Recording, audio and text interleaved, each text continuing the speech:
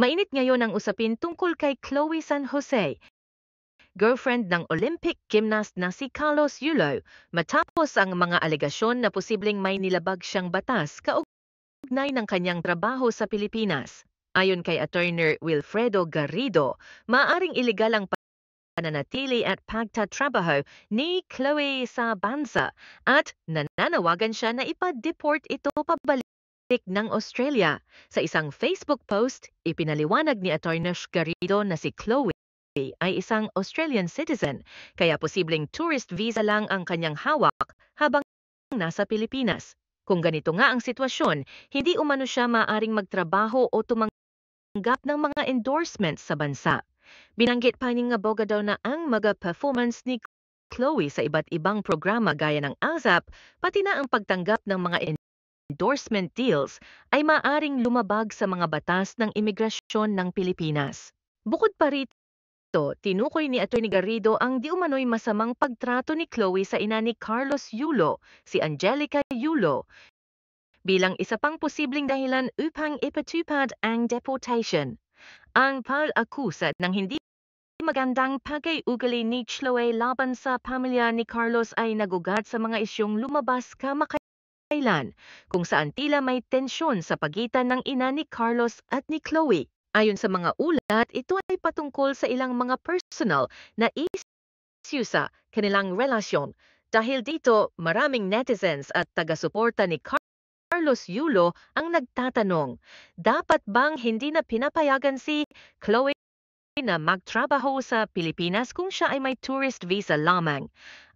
Ayon sa mga batas ng Bureau of Immigration, BI, ang isang dayuhan na nasa tourist visa ay hindi pinahihintulutang magtrabaho o kumita ng pera sa bansa, maliban na lamang kung may work permit o iba pang kinakailangang dokumento.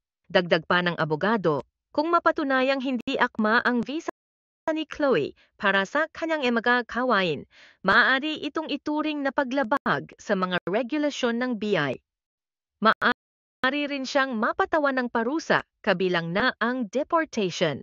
Sa kabilang banda, kung maayos ang kanyang dokumentasyon, hindi siya maaring mapilitang umalis ang bansa at magpapatuloy ang kanyang mga trabaho at endorsement sa Pilipinas. Marami ang nag-aabang sa magiging tugon ng Bureau of Immigration at ng kampo ni Chloe San Jose sa mga paratang na ito. Samantala, hindi pa nagbibigay ang opisyal na pahayag ang pamilya ni Carlos Yulo hinggil sa mga isyung kinasasangkutan ang kanyang girlfriend. Ang isyu na ito ay nagdulot ng maraming tanong at diskusyon sa publiko, lalo na kung gaano kahalaga ang pagsunod sa mga regulasyon ng BI para sa mga dayuhang nais magtrabaho sa Pilipinas. Usap-usapan ngayon ang balitang ikakasal na umano ang Olympic gymnast na si Carlos Yulo at ang kanyang long-time girlfriend na si Chloe San Jose.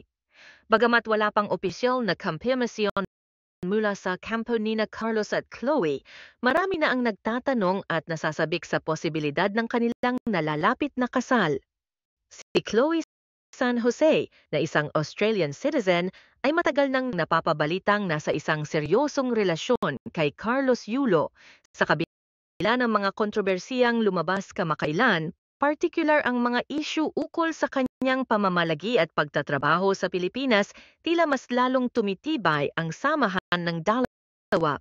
Kung matatandaan, si Chloe ay madalas makita kasama ni Carlos sa kanyang mga events at training. At minsan na ring na-feature ang kanilang relasyon sa ilang mga artikulo at social media posts. Maraming tagahanga ang nag-uugat ng kanilang pag-aasam na makita silang magpakasal, lalo na tila naging inspirasyon ni Chloe si Carlos sa kanyang mga tagumpay bilang isa sa mga pinakatanyag na atleta ng Pilipinas. Kung totoong ikakasal na nga ang dalawa, ito ay tiyak na magiging malaking balita sa larangan ng sports at showbiz sa bansa. Marami rin ang naghihintay kung paano nila ipagdiriwang ang kanilang kasal. Magiging simple ba ito o isang engranding seremonya na maaring maganap sa Pilipinas o sa Australia? Sa kabila ng mga haka-haka, nananatiling pribado ang buhay pag-ibig ni na Carlos at Chloe. Gayunpaman, anuman ang kanilang mga plano, sigurado namang marami ang natutuwa para sa kanilang dalawa. Tulad ng maraming mag-asawa, harapin man nila ang mga hamon sa kanilang relasyon. Mahalaga ang suporta at pagmamahal ng kanilang mga tagahanga sa kanilang magiging buhay magkasama.